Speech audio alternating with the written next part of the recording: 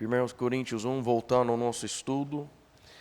Alguém teve a oportunidade de decorar os versículos 7 e 8? A gente está mantendo como, a gente tem mantido como nossos versos de memorização da semana. Alguém conseguiu?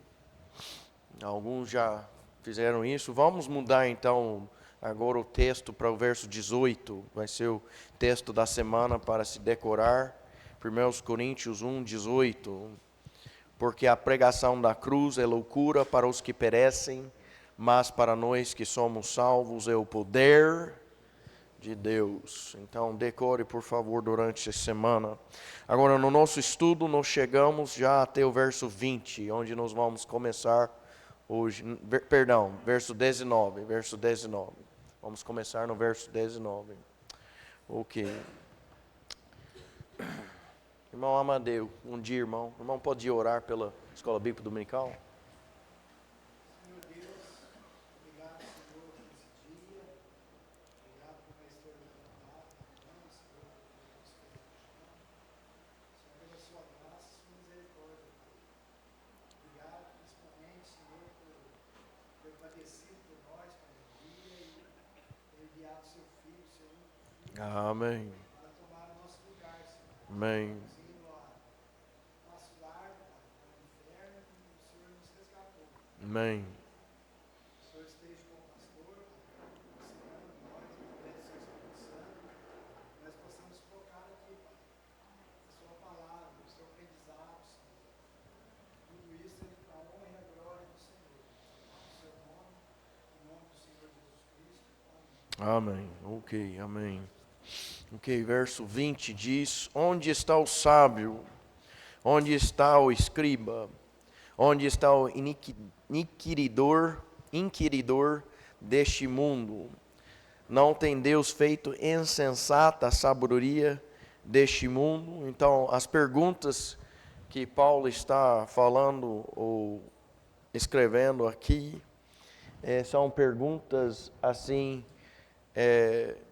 de comparação, onde o apóstolo está comparando esses que se acham sábios e escribas do mundo, esses que se acham inteligentes. Olha o que ele fala no verso 19: porque está escrito, eu destruirei a sabedoria dos sábios e reduzirei a nada o entendimento do prudente. Então, obviamente, quando o Senhor fala aqui da sabedoria, ele está falando do quê? Da sabedoria humana.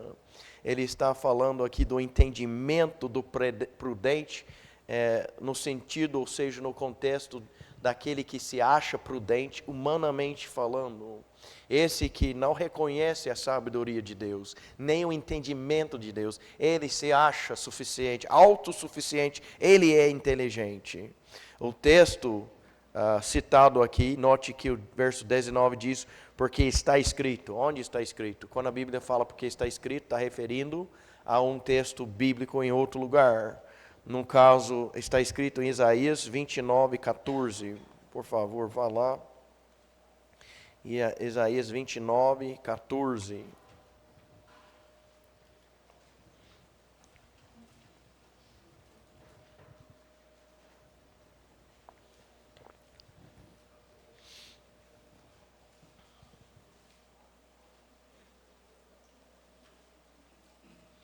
Isaías 29, 14.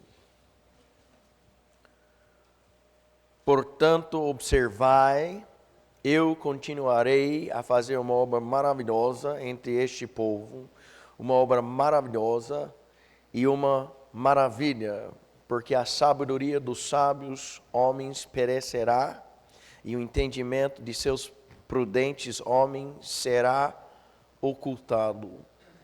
Olha o verso antes, verso 13, o verso antes do verso 14. Portanto, o Senhor disse, como este povo aproxima-se de mim com suas bocas, e com seus lábios me honra, porém tem afastado o seu coração para longe de mim, e seu temor com relação a mim é ensinado pelo preceito de homens. é a religião do homem, é a teologia do homem. É o homem, assim, ensinando segundo o seu próprio entendimento sobre Deus e as coisas de Deus. E a boa parte da teologia que se encontra no mundo hoje não é nem teologia. Não é. São tradições humanas baseadas em crenças humanas e não na palavra de Deus.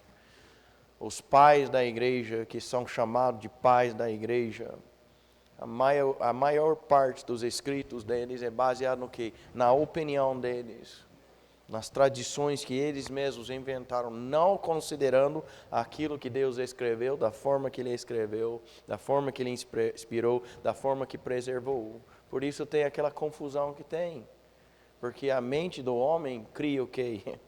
Cria somente confusão, não esclarece nada. Verso 15, ou depois do 14. Ai dos que buscam profundamente esconder seus planos do Senhor. Suas obras estão na escuridão. E eles dizem, quem nos vê e quem nos conhece?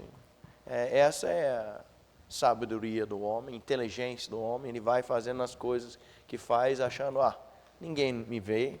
Ou pelo menos ele vai fazendo essa pergunta, fazendo essa interrogação como se fosse, Deus não existe.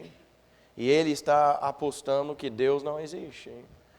Porque ele quer viver do jeito que ele quer, segundo o engano de seu próprio coração, segundo a sua própria perversidade.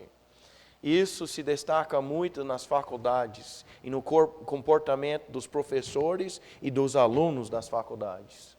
Não todos, mas a maioria fazem o quê? Qual é a fama da faculdade hoje? Do jovem que faz faculdade hoje? É fama de um aluno sério, estudante que se dedica? Ou é fama de alguém que faz festa e se perverte na fornicação? Amém. A maioria das faculdades hoje são nada mais do que zonas enfeitadas, como se fossem decorados, como se fossem instituições de educação, e não são.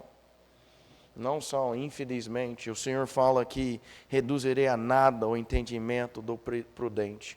E não somente em questão do mundo, mas até em questão dos religiosos, o Senhor faz isso.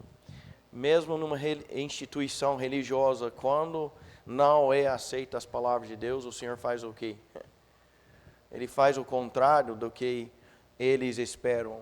Porque o ser humano ele já cria na mente dele uma imagem de Deus segundo as concupiscências dele, segundo os pecados dele, as paixões pecaminosas. Deus não vai me cobrar disso, Deus não está registrando isso. Não, Deus, Ele é amor. Aí foca somente em um atributo de Deus e nega o maior atributo que é dele ser o quê? Santo. É assim que funciona. Então, Deus, Ele fez o quê? Ele permitiu que o filho dele fosse crucificado. Morreu de uma morte de sofrimento extremo e de tortura extrema. Por quê? Porque nosso pecado é horrível. E o ser humano não quer reconhecer isso. Meu pecado não é tão ruim. Seu pecado é tão ruim que seu pecado crucificou Deus em carne. Matou o príncipe do céu. E o matou por uma morte cruel. Esse é meu pecado, esse é seu pecado. E para você ser salvo, você tem que reconhecer esse Salvador na cruz. Cristo crucificado. Amém. Eles querem enfeitar o evangelho, criar um outro evangelho que é mais aceitável para o homem, é mais esteticamente é mais agradável. O que se entende como agradável de uma vítima torturada, crucificada no madeiro? Não tem nada esteticamente lindo nisso, fisicamente falando. Mas eles querem assim, acrescentar emocionalismo, sensacionalismo, né? Vem aqui, o pastor vai impor as mãos na sua cabeça. Vem entregar sua vida a Cristo. Você tem algo para entregar para Cristo? Oh, você é gente boa, viu? Você tem muito mais que o resto. Porque o resto de nós temos somente os nossos pecados para oferecer a Ele. Não sei se você já percebeu, eu não uso essa frase. Vem entregar sua vida a Cristo. O perdido tem algo na vida para oferecer a Cristo? Olha como por uma frase ele já faz o quê? Diluiu o impacto do Evangelho, para que se torne mais agradável. Onde se encontra isso na Bíblia? Vem entregar sua vida a Cristo. Eu nunca encontrei em nenhum texto, nenhum testamentário. Nem para o crente eu entreguei isso. Eu encontrei isso. Sabe o que a Bíblia fala em Romanos 12? Que é para nós entregar o nosso corpo a Ele. Essa ideia de vida é onde você pode assim dividir a sua vida secular da sua vida religiosa. Não, se o Senhor tiver o que Ele quer, que é seu corpo, então Ele tem tudo. Estando na igreja, ou lá no campo de futebol, ou lá na praia, sabe o que você vai fazer? Você vai agradar a Ele. Se Ele tiver seu corpo. Amém. Amém. Amém. Graças a Deus por isso. Agora, olha, 2 Reis 5. O meio pentecostal já mudou tudo isso. O neopentecostal já criou um evangelho antibíblico, mas esteticamente agradável ao ser humano. Vem para o culto da vitória. O que eles estão fazendo? Por que isso? Vem para o culto da profecia, culto das bênçãos. E o culto de arrependimento? Por que a gente não chama de culto de arrependimento? Segundo Reis, quer dizer 5. Aqui é o caso de um homem, Naamã. Naamã era um homem leproso. Ele era lepra. E olha o que acontece, verso 10. Ele vai até o profeta Eliseu. 2 Reis 5:10, e Eliseu enviou um mensageiro a ele, dizendo, vai e te lava no Jordão 7 vezes, e a tua carne virá novamente a ti, e tu serás limpo. Porém, Naamã ficou irado, e foi-se embora, e disse, eis que pensei, o problema do ser humano, você pensou, você não considerou Deus. E no caso, ele é um homem que não conhecia Deus. Então, certamente, ele vai pensar de forma errada. Eis que pensei, ele certamente sairá até mim, e se porá de pé, e clamará o nome do Senhor seu Deus, e baterá com a sua mão sobre o local, e recuperará a lepra. O que ele esperava? Ele esperava algo sensacional. Eu imaginei, eu pensei, e sairá e se colocará de pé diante de mim, clamará o nome do Senhor e baterá sua mão sobre o local. Pau. Mas o Senhor não fez isso. Verso 12. Não são o Abana e o Farpar, os rios de Damasco, melhores do que todas estas águas de Israel? Não posso eu me lavar neles e ficar limpo? Assim ele se envolveu e partiu em fúria. Isso não é aquilo que eu esperava.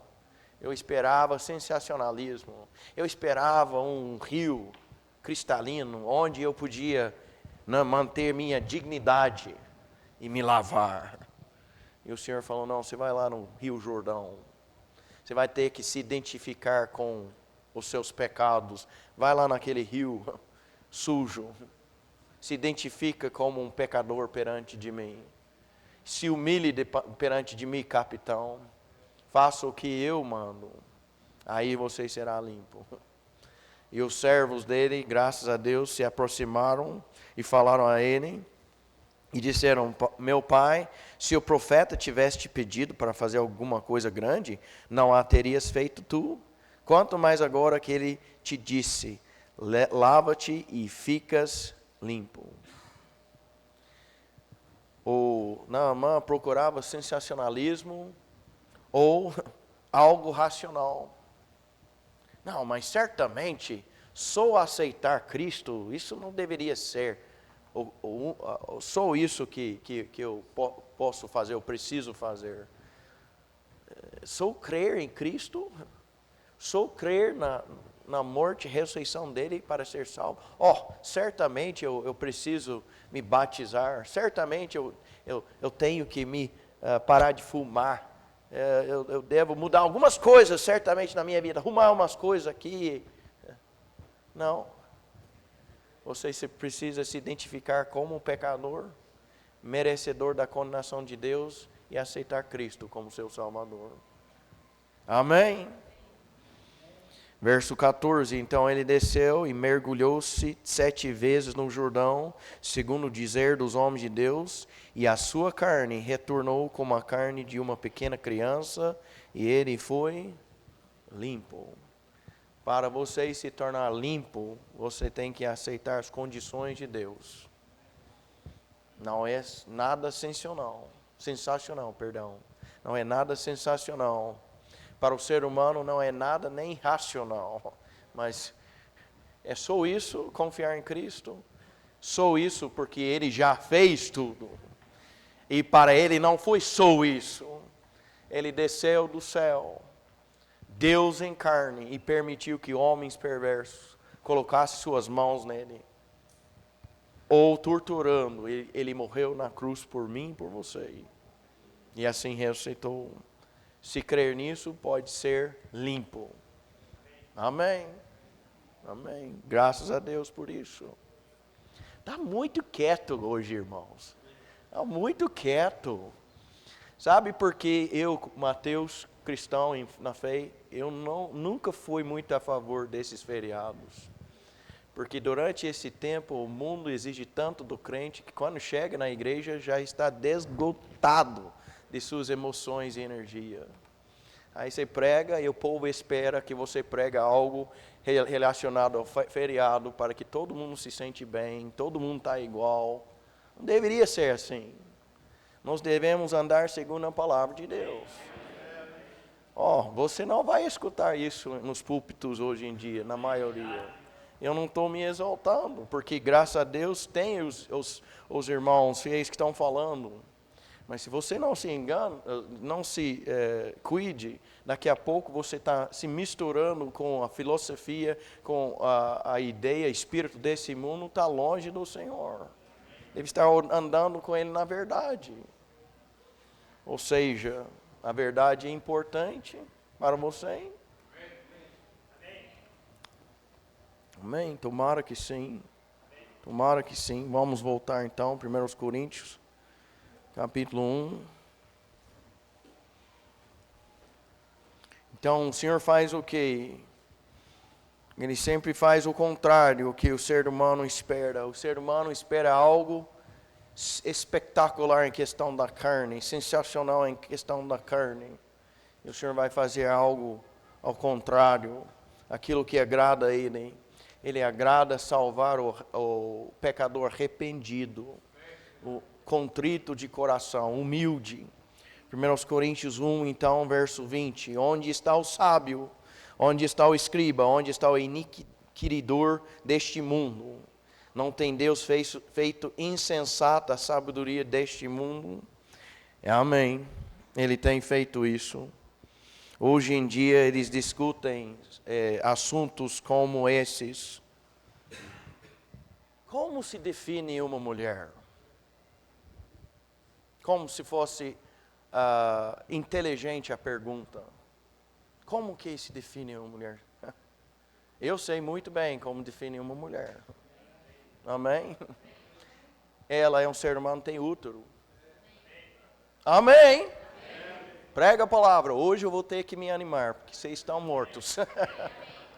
Escutando muito, eu sei lá que vocês têm assistido essa semana. Mas a verdade é que aquele mundo lá é contra você. É contra eu. E daqui a pouco, se Jesus Cristo não voltar, irmãos, as coisas não estão melhorando. Quantos crentes nos Estados Unidos gastaram dinheiro por caramba, energia? Quantos pastores motivaram suas congregações a apoiar o presidente Trump como se fosse o salvador do país? E não é. Que tristeza. Sabe o que ele está fazendo? A mesma coisa que qualquer outro governador atual faria. Você não consegue chegar àquela posição sem ser permitido por quem? Sabe a quem Deus entregou esse mundo atual? Tomara que sabe, tomara que conhece, segundo aos Coríntios 4. Eu não ponho a minha fé na política. A minha fé está na volta do Senhor, em Jesus e na volta dele. E o que acontece? Graças a Deus, você fala, mas graças a Deus que ele define aí homem como homem, mulher como mulher. Ele sabe definir isso. Amém. Eu fico contente, é uma bênção que ele retirou essa loucura de todos os documentos federais, onde a pessoa poderia optar por uma terceiro, para se identificar como um terceiro sexo. Ele fez isso, graças a Deus. Amém. Mas eu não sou enganado. Eu sei que ele não vai fazer o certo de condenar publicamente o pecado de sodomia. Não vai, porque não pode. Aí vai colocar como secretário da tesouraria, do tesouro lá dos Estados Unidos, vai colocar com quem? Irmãos, esse é o mundo. Eu sei que a carne recua dessas verdades, mas é verdade. Nossa esperança está no Senhor. E sabe o que ele faz? Ele faz os sábios desse mundo se tornarem loucos. Discutem. Moço de 15, 16 anos. Mas ele se identifica como moça. Então ele tem direito a usar um banheiro feminino, ou vestuário feminino.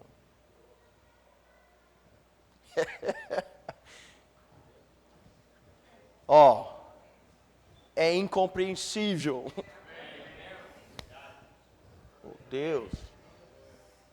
Esse é o nosso mundo.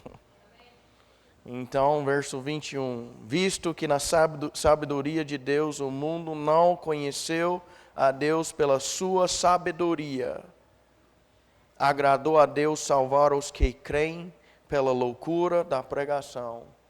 Ou seja, sabe o que o Espírito Santo acabou de fazer através de Paulo?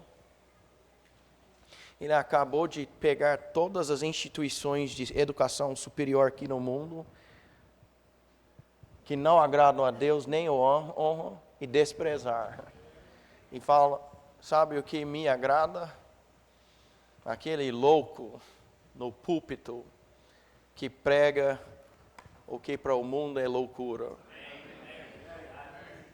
E tem gente que acha que pregação é que o pastor chega lá, ele grita, ele sua, ele cuspe, ele vai pulando.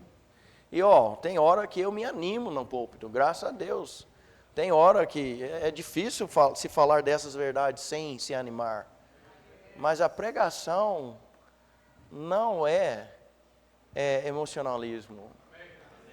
Um homem pode chegar aqui e simplesmente declarar aquilo que está escrito. Não sei quem conhece o Jonathan Edwards. Faça uma boa pesquisa na internet. Estude Jonathan Edwards. Através de uma pregação dele nos Estados Unidos, no século, acho que foi 18, ele pregou uma mensagem, talvez foi 19, agora não lembro a data, mas ele pregou uma mensagem e um verdadeiro avivamento aconteceu. Um movimento muito grande nos Estados Unidos.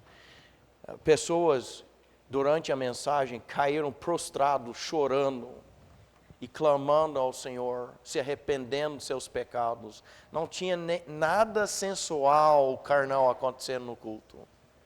Pessoas tremendo porque sentiram temor ao Senhor.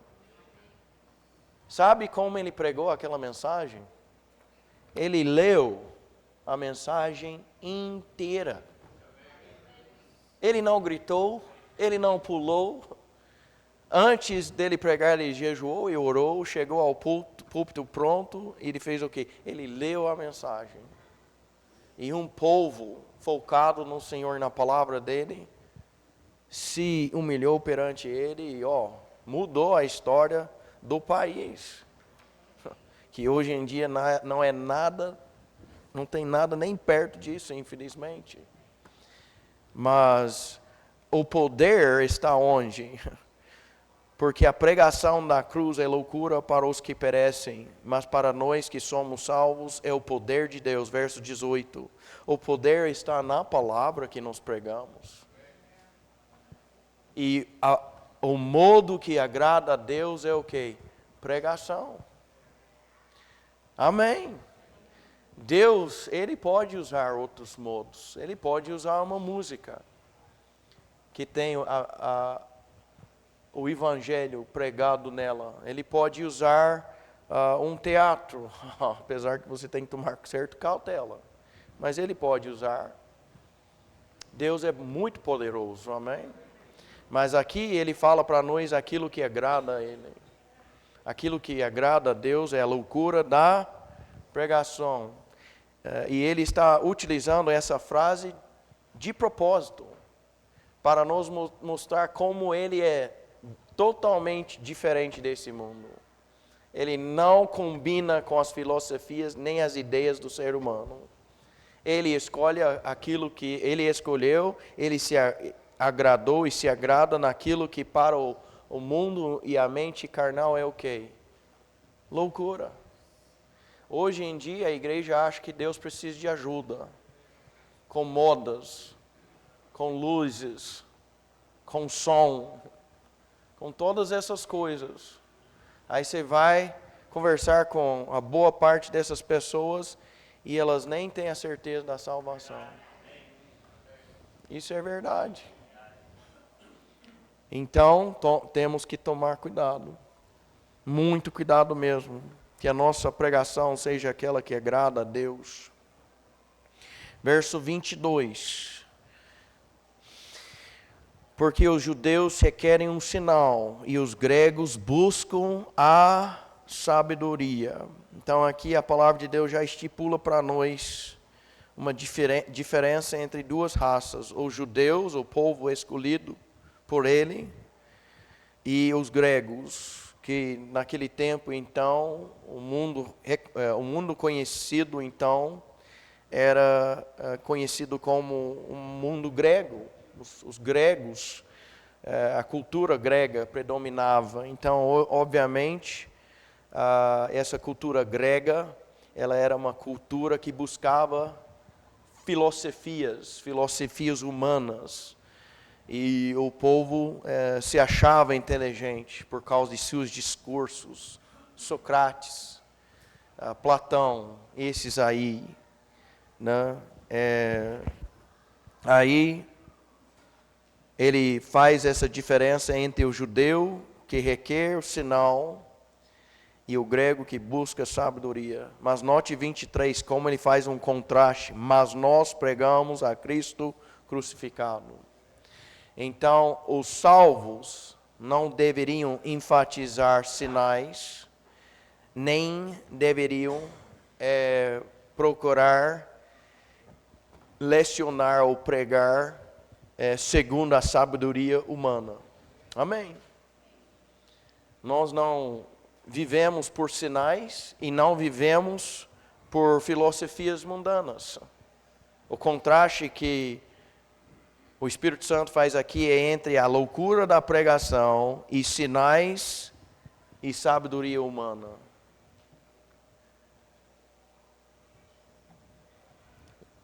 YouTube, a maioria dos canais dos pregadores, eu já assisti. E como falei, eu dou graças a Deus que não é todos, não são todos, porque ainda tem alguns que pregam e ensinam a verdade. Mas tome cuidado. Você vai encontrar lá um cara lá que vai pegar um versículo e depois ele vai voar longe. E não vai pregar a palavra de Deus. Fique esperta. E fique esperto, porque dentro dessa palestra vai ter muita filosofia humana. Não combina com a palavra de Deus. Amém. E sinais, eu preciso te falar. Você é o brasileiro que tem uma igreja pentecostal em cada esquina do país. Sinais e sabedoria. Então o Senhor aqui fala que o judeu requer sinal. Por quê? Olha Êxodo 4. Êxodo 4, 28.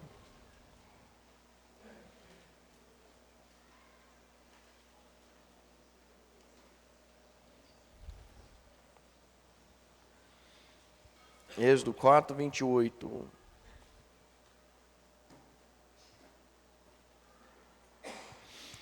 E disse Moisés a Arão todas as palavras do Senhor que o enviara e todos os sinais que lhe ordenara. A nação de Israel começou com sinais. Amém? A nação começou com sinais. Lembra todos os sinais que Moisés fez no Egito? Israel se tornou nação, nasceu como nação na sua saída do Egito. Aí se separou dos egípcios, onde os filhos de Jacó se multiplicaram e se tornou uma nação. Por meio desses grandes sinais e prodígios. As 10 pragas aí, da água se tornar sangue, do pó se tornar em piolho. E aí sim vai. Por último, o primogênito foi morto, porque o anjo de morte passou por cima das casas. Aí o Senhor ele abriu o mar vermelho e a nação atravessou em terra seca. O Senhor, ele assim uniu e fez a nação dele por meio de prodígios e sinais. Agora olha Marcos capítulo 16.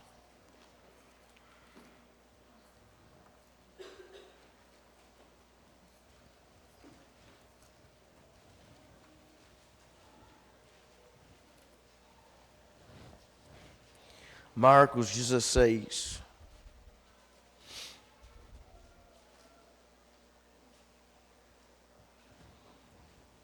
Olha o verso 14.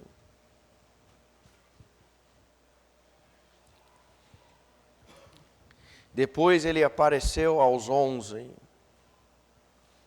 Por que aos 11 e não aos 12?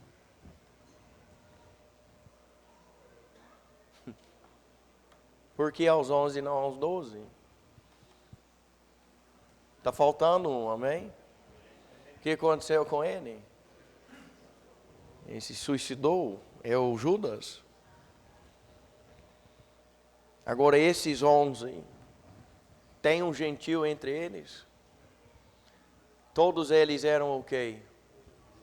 Judeus.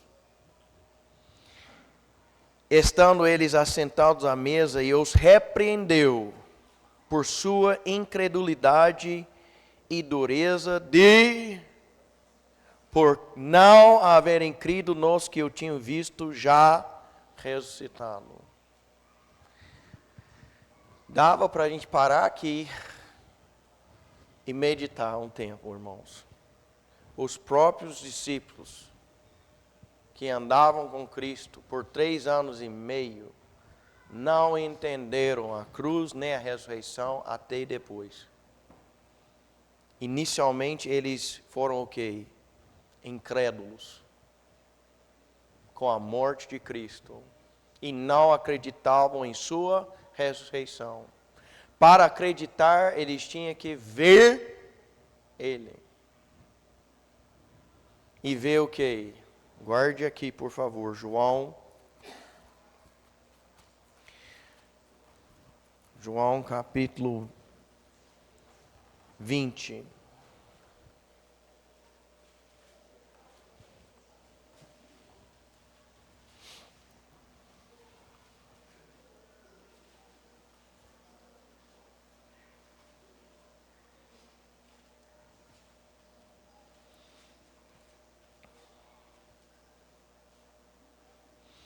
Verso 19. João 20, 19. Então, naquele mesmo dia, à tarde, sendo o primeiro dia da semana, estando fechadas as portas onde os discípulos, com medo dos judeus, estavam reunidos, chegou Jesus e pôs-se no meio e disse: paz seja convosco.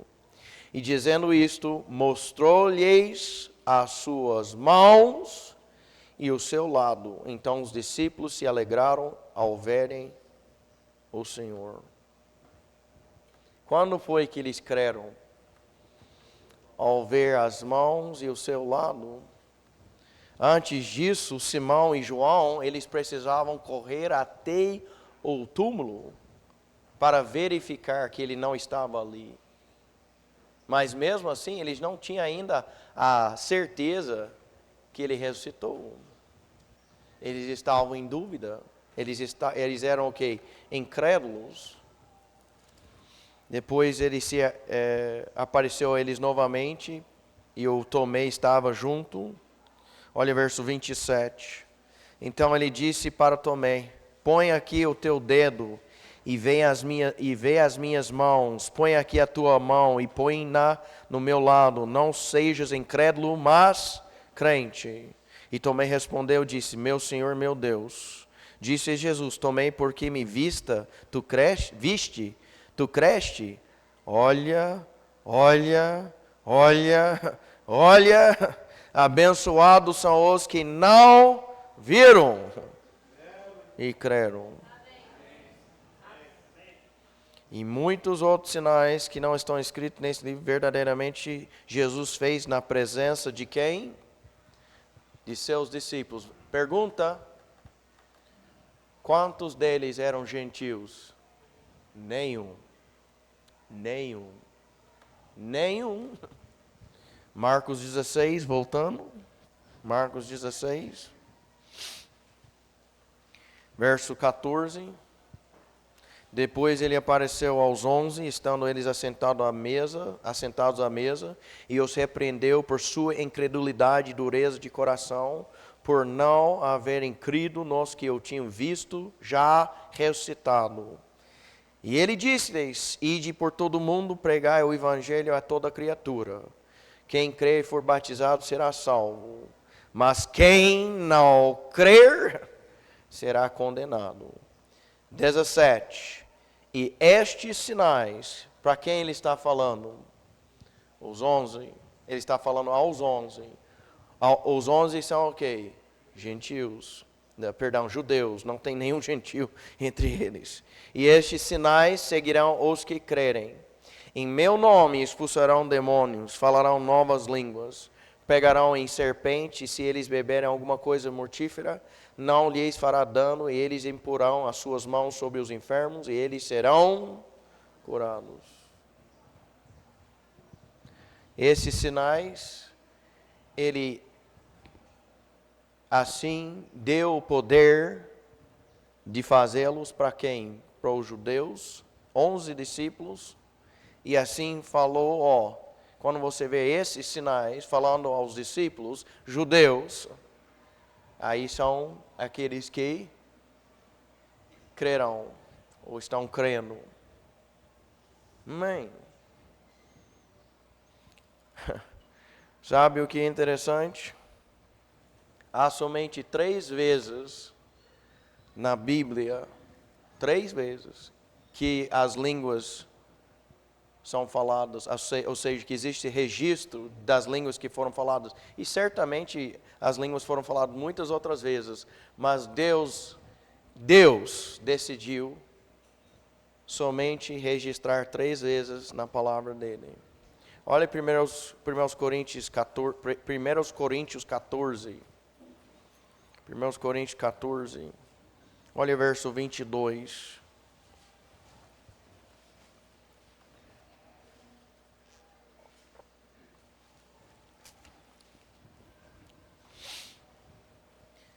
Irmãos, Coríntios 14, 22. Portanto, as línguas são um sinal, não para os que creem, mas para os que não creem. Mas a profecia serve para os que não creem, mas para os que creem. Não serve para os que creem, mas para os que creem, desculpa. Então, note aqui, portanto, as línguas são um sinal. E não é nem para quem é salvo, não para os que creem, mas para os que não creem.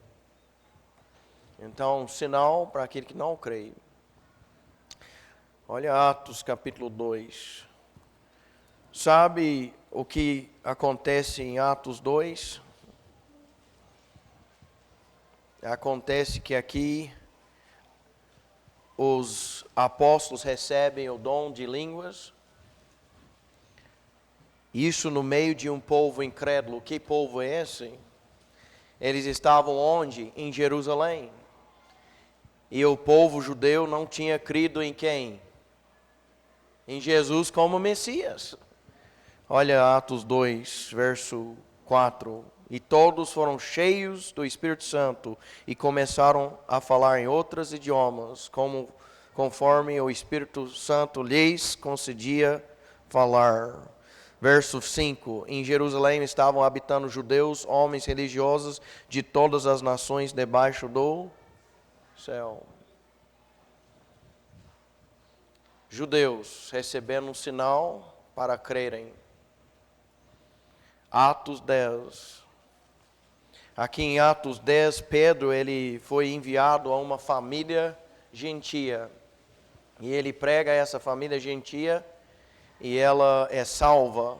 Mas sabe o que acontece?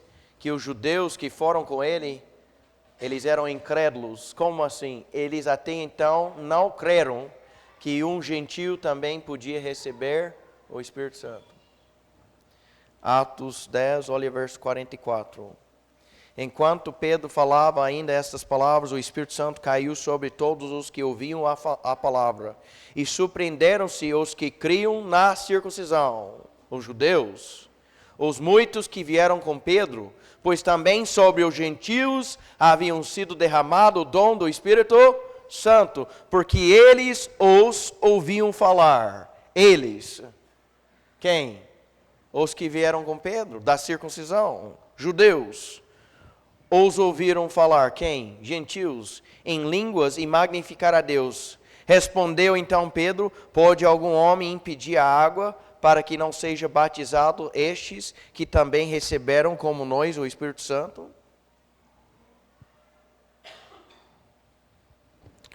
Atos 18. Da Atos 18, a terceira e última vez.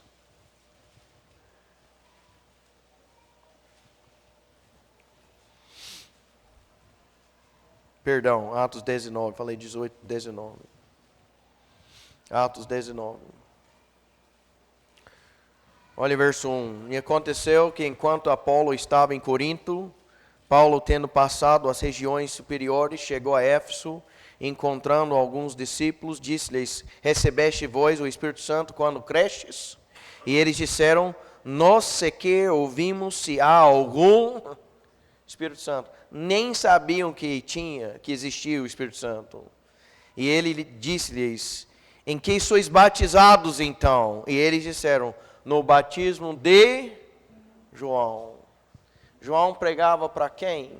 Olha Lucas rapidamente. O livro, o Evangelho.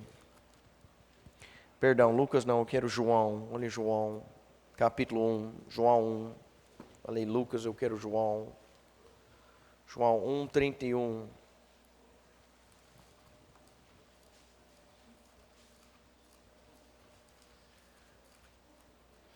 João 1, 31.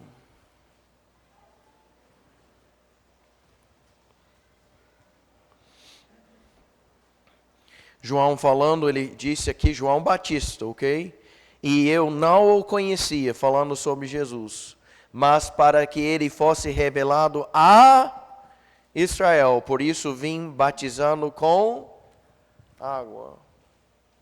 Então, esses que aparecem aqui, esses discípulos, eles tinham somente sido batizados, segundo o batismo de João, cujo motivo era o quê? Preparar os judeus para receber seu Messias. Olha então, verso 4, então Paulo disse, certamente João batizou com o batismo do arrependimento, Ele diz, certamente João batizou com o batismo do arrependimento, dizendo ao povo que eles crescem naquele que viria depois dele, isto é, em Cristo Jesus. E eles, ouvindo isso, foram batizados no nome do Senhor Jesus. E tendo Paulo imposto-lhe as suas mãos, o Espírito Santo veio sobre eles, e eles falavam em línguas e profetizavam. E eram ao todo em torno de 12 homens.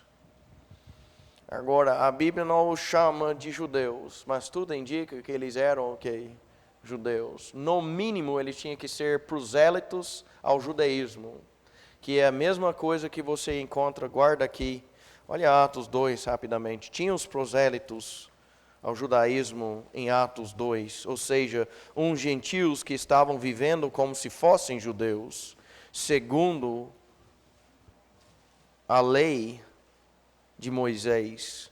Atos 2,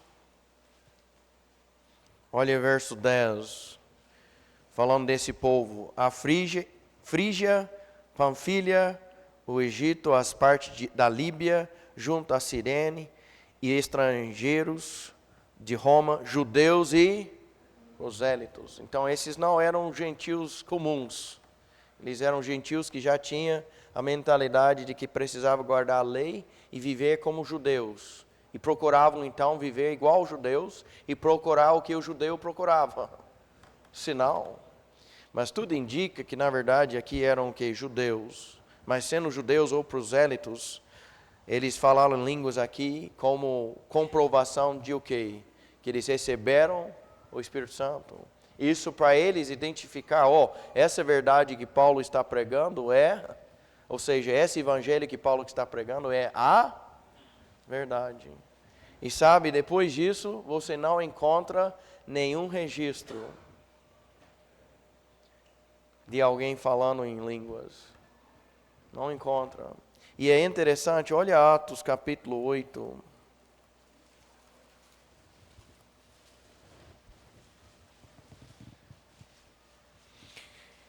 Atos 8 relata para nós o primeiro gentio salvo como nós. Primeiro relato na Bíblia de um gentio salvo como nós é aqui.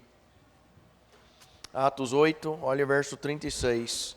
E eles indo em seu caminho chegaram até certa água, e o eunuco disse, eis aqui água, o que impede que eu seja batizado? E disse Filipe, se tu crês de todo o teu coração, você pode. E ele respondendo disse, eu creio que Jesus Cristo é o Filho de Deus.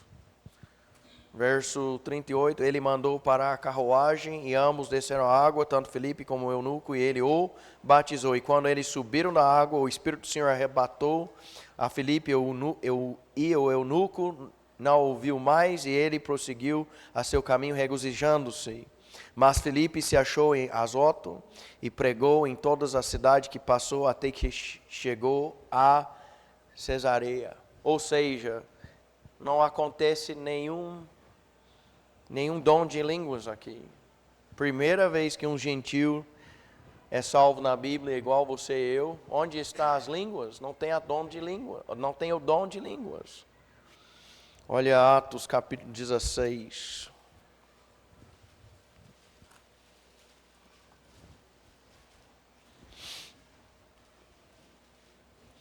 Aqui o carcereiro de Macedônia, ele e a família é salvo, verso 31. E eles disseram, crei no Senhor Jesus Cristo e serás salvo, tu e a tua casa. E lhe falaram a palavra do Senhor e a todos os que estavam em sua casa. E ele, tomando-os naquela mesma hora da noite, lavou-lhes as feridas, e em seguida ele foi batizado e todos os seus. Então, levando-os à sua casa, ele colocou alimento diante deles e regozijou-se, crendo em Deus com toda a sua casa. E sabe o que não tem? Não tem línguas. Não tem. Entre as 3 vezes registradas em Atos, na Bíblia inteira, que alguém falou em línguas, vocês sempre encontram o que na história? Judeus presentes, que precisavam daquele sinal para entender o que Deus estava fazendo. E cada caso é um caso de um judeu incrédulo. Atos 2, judeus incrédulos quanto a Messias. Atos 10, o que aconteceu? Eles não tinham fé e não tinham entendido que o gentio podia receber também o dom do Espírito Santo. Atos 19, o que acontece? Um grupo de judeus, ou no mínimo prosélitos, que foi batizado segundo o batismo de João, cujo motivo era preparar o judeu para a vinda de seu Messias. Até então era só isso que creram e entenderam. Eles não tinham crido em Jesus Cristo como Salvador. Paulo prega ele a esse povo. Eles até foi batizado, não recebeu o Espírito Santo, porque precisava receber pela imposição das mãos dos apóstolos, para entender que a autoridade veio dos apóstolos. E falaram em línguas, por quê? Para mostrar como sinal que eles tinham recebido o verdadeiro evangelho. Agora, sabe o que é interessante? Olha Atos 28. Atos 28. Verso 8. Paulo aqui está a caminho para Roma. E a caminho para Roma ele sofre um naufrágio. A nave, na verdade, que ele estava, sofreu um naufrágio. E nisso ele ele fica um tempo na ilha de Malta. Ele encontra uma tribo de povo indígena nessa ilha de Malta. E durante esse tempo, olha o que acontece, verso 8. Atos 28, 8. Aconteceu do pai de Públio estar doente de febre e fluxo sangrento. Entrando Paulo a vê-lo, depois de orar, impôs suas mãos sobre ele e o curou. Então, sendo feito isso, também outros enfermos da ilha vieram e foram curados, os quais também nos honraram com muitas atenções, e quando estávamos para partir, nos proveram das coisas que eram necessárias. Então, Paulo opera curas entre esse povo indígena de gentios. Atos 28. Sabe quando aconteceu Atos 28? Põe aí, irmão, o gráfico, por favor.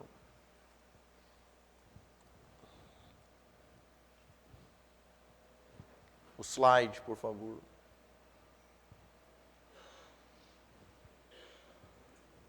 Tá. Olha, Atos 28 foi escrito por volta de 62 a 63 depois de Cristo. Olha, Atos 28, 28, final do capítulo. Paulo aqui está falando aos judeus. Seja, pois, de vosso conhecimento que aos gentios é enviada a salvação de Deus, e que eles a ouvirão. Agora no verso 28, Paulo já chegou a Roma. Ele está preso na própria casa dele, é uma casa alugada, mas ele está preso.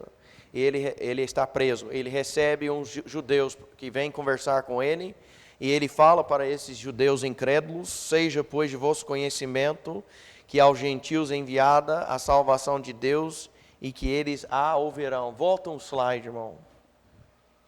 Então, em Atos 28, Paulo expressou para os judeus que o foco de Deus mudou. Por causa da rejeição em geral do Evangelho da Graça de Deus pela nação de Israel, o Senhor iria enviar essas boas novas para os gentios. Mudou o foco, mudou o modo de Deus se lidar com os perdidos, pois não houve registro de mais nenhuma operação de sinal apostólica após isso. Qual é o próximo livro neotestamentário? Romanos, cujo tema é justificação pela...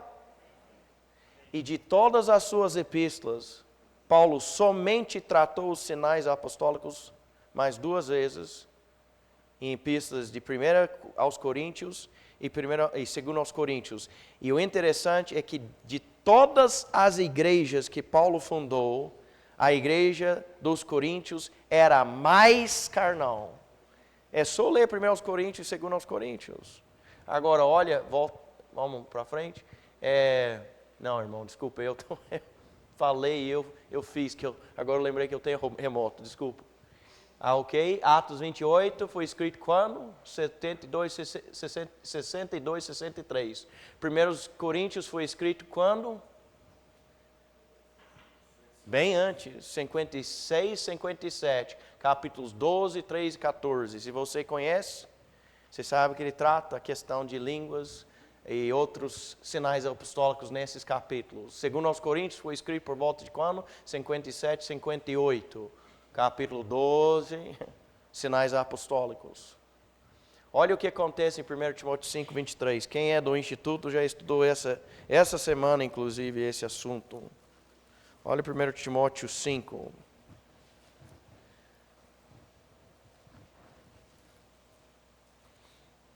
Verso 23.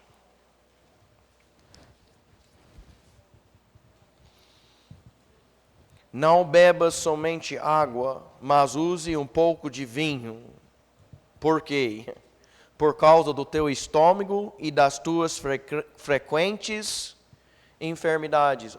Ou seja, Paulo está aqui aconselhando que o Timóteo faça uso de um pouco de vinho como o quê?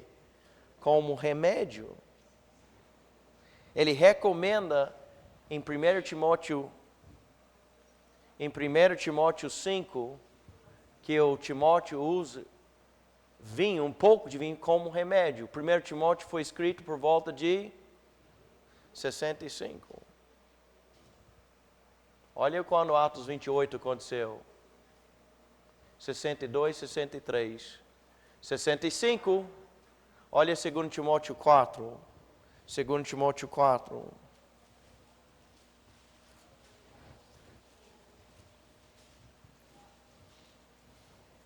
Olha verso 20. Paulo falando na última carta que ele escreveu. Erasto ficou em Corinto e deixei Trófimo doente em... Paulo falou que deixou um irmão na fé, um cooperador na fé, doente. Quando? 2 Timóteo 4. 2 Timóteo foi escrito 68. Sabe o que é impressionante nesse caso de Paulo confessar que deixou um irmão doente? Olha, Atos 19.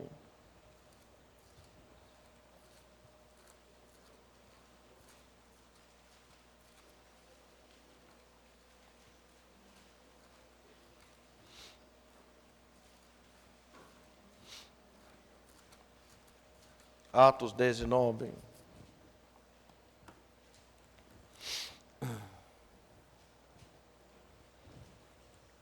Verso 11 e 12. E Deus fazia milagres especiais pelas mãos de Paulo, e de modo que até os seus lenços e aventais se levavam aos enfermos, e as enfermidades se retiravam deles, e os espíritos malignos saíam deles. Olha só. Saíram lenços e aventais do homem, e curava os enfermos. E os espíritos malignos saíram das pessoas. Somente quando saiu um lenço ou avental que tinha tocado no Paulo. São milagres especiais. Mas olha, isso aí, Atos 19, é bem, 56. Olha a diferença entre o que Paulo estava fazendo em 56 para 68. Se vocês seguir aquilo que está escrito na palavra de Deus, você tem que chegar a uma só conclusão: que cessaram os sinais apostólicos. Por quê? Porque o judeu requer sinal. E Deus mudou o foco dele, de Israel para os gentios. Amém. Amém. Ok, vamos orar. Senhor Deus, muito obrigado